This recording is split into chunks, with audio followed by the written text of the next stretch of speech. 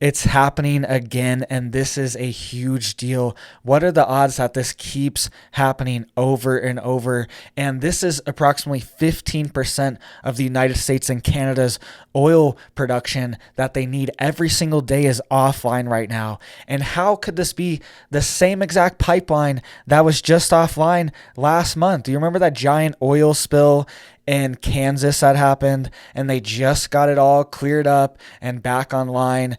Now the same exact pipeline is offline again.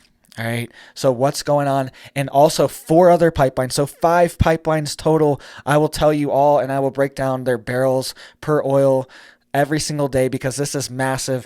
This is over 1.7 million barrels per day that is offline right now. This is huge. And the United States and Canada combined only use 11.5 million barrels per day. So this is around 15% of the oil capacity is offline. So let's get in these details here.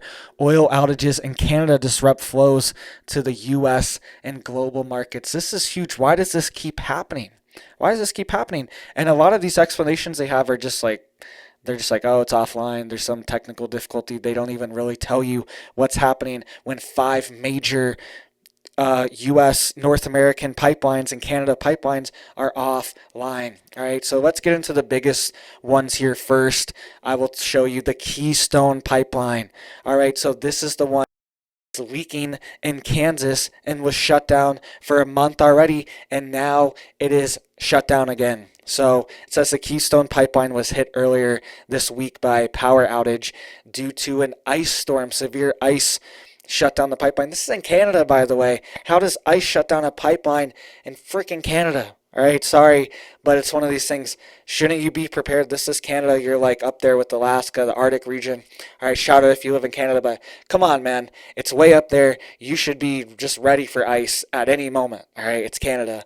And apparently it's offline because of ice. All right, so let's just get into the details of this one, and then we'll get into the four other pipelines in a second too that are offline. So 622,000 barrels per day just from this one Keystone pipeline. 622,000 barrels per day, and this is part of shutting down our energy production and making energy prices higher. Have you noticed your electricity bills way up? Let me know down below. Everyone I've talked to, everyone I've ever asked the past few months is saying their bill is 2, 3, some places 4x, all right? And this is why, this is part of it, because there is a shutdown of our oil production and our capacity. A lot of our electricity generation comes from fossil fuels and oil, a massive percentage of it, and that's just how it is right now, and you can't just cut off the lifeblood that we need. All right, so 622,000 barrels per day. And here's the map.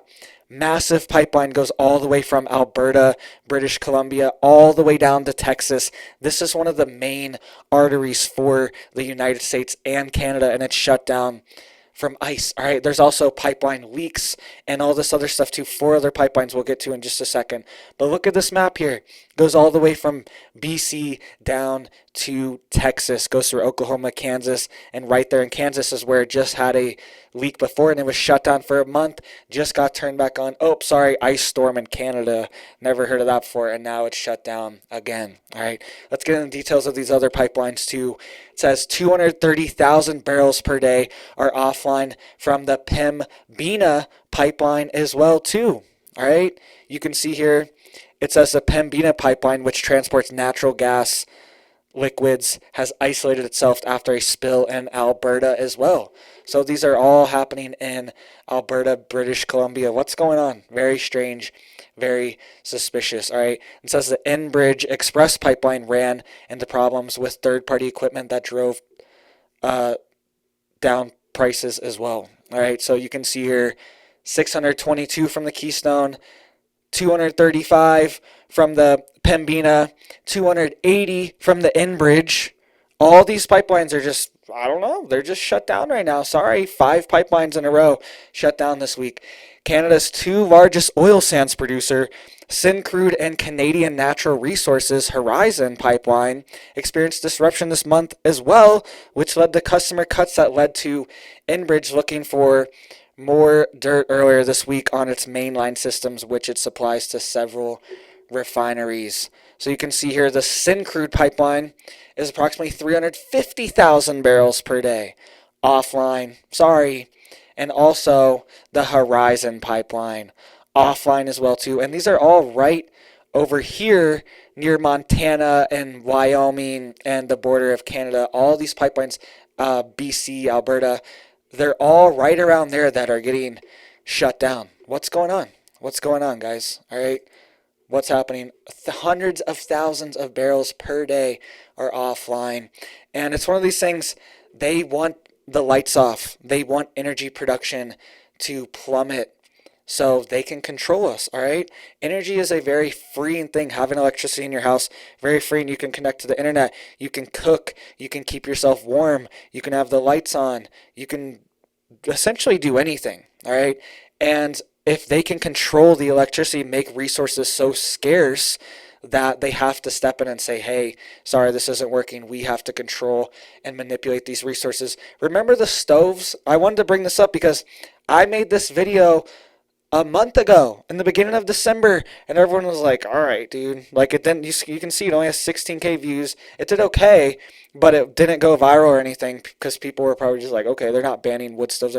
Now, I'm telling you, month later, this was at the beginning of December, month later, they want to ban gas stoves and wood stoves too. Wood stoves are even worse. Wood stoves are way more polluting than gas stoves, so they definitely want to ban those too.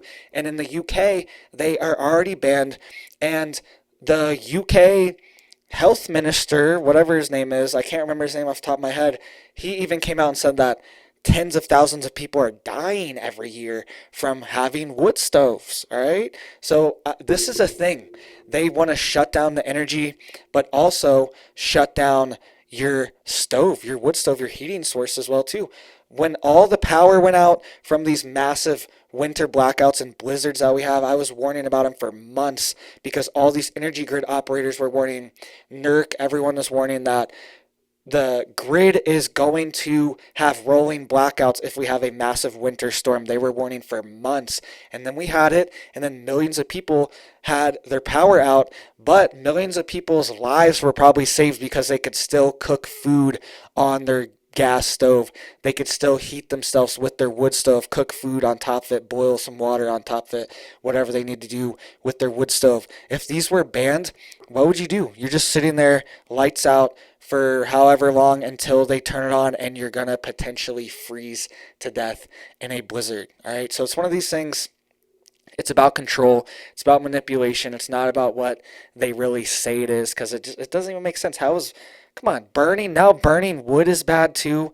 Now natural gas is bad too. Nuclear is bad. Every single alternative energy source is bad, and it just doesn't make sense. So 5 different pipelines in Canada have been shut down the past week or so. Is this intentional, or is this just a major coincidence that 1.7 million barrels per day are offline, approximately 15% of the United States and Canada's oil consumption of barrels per day? All right, is this a coincidence, or is this another notch in the line? You guys let me know down below. Let me know what you think's going on. Hit up my membership site, use code $, get that membership for $1. I'm talking about all the stuff I can't talk about on here for $1 for your first month. Check it out, guys. Thank you so much, and you have a big old blessed day.